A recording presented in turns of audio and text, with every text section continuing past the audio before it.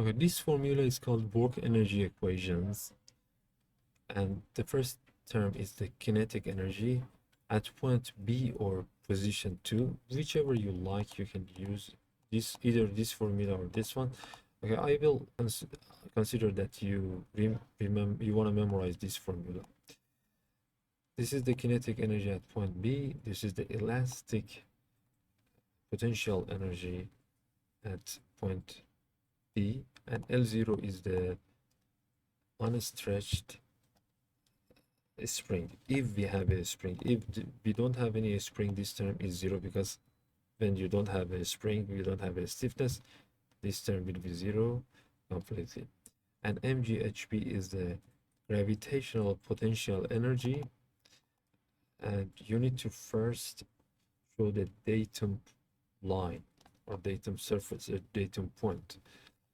And again, we will copy everything again for position A, and these are the work U dash 1 to 2, which is the work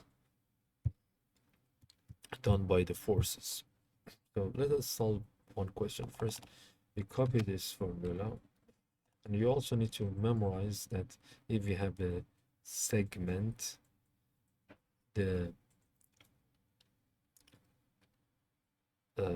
centroid of this segment is placed on r sine alpha over alpha, because all of these formula that I mentioned are, and in this course actually, are applied for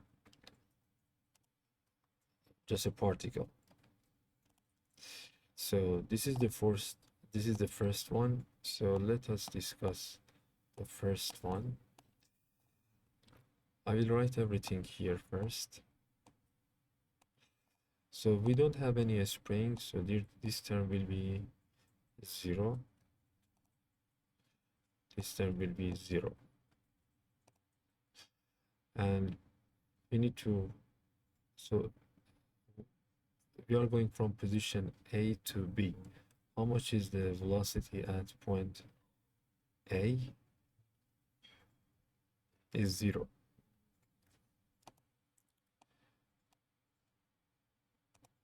You need to read the question first, read through the questions. So if you consider this line as a reference or datum line, again mgha will be 0. Remember, you always have two positions. It is better to find the lower one as the datum line. This is very tricky and important. So this one will be 0. So all of these are 0. So what are the forces applied to here? One of them is N, which is always perpendicular to the path. Since it is perpendicular to the path, the work of the normal force is 0. Another force is mg. We consider the work done by mg by the, as I said here, gravitational potential energy, which is this term here now. So the only force that is that we need to consider is this tension force. So the distance of the cable at this point is 0.5, because from A to here is 0.4, and from this point to here is 0.3. So the L1 is 0.5. Okay. And when it reaches here, L2 is 0.1 meter. So the change of the length that goes through this, between these two rollers, is L1 minus L2. It will be 0.4. Okay, times the force, 40.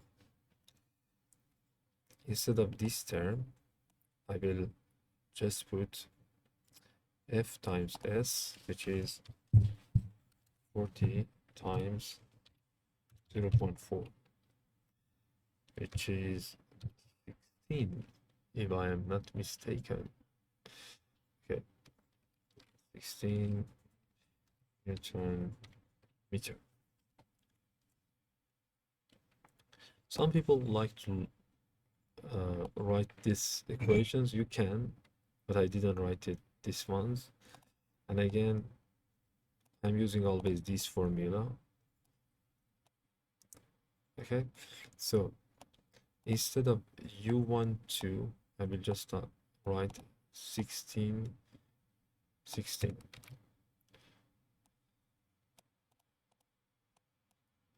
Just copy everything again. Here I put 16.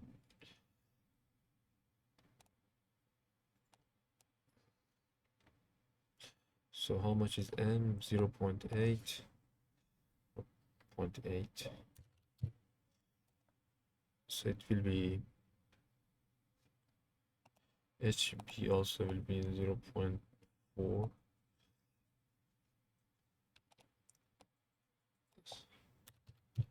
0.4, and you have everything. Yep, M 0.8, and G is 9.81 times this number. So then you can find V squared from here easily. So first, we have 16 here,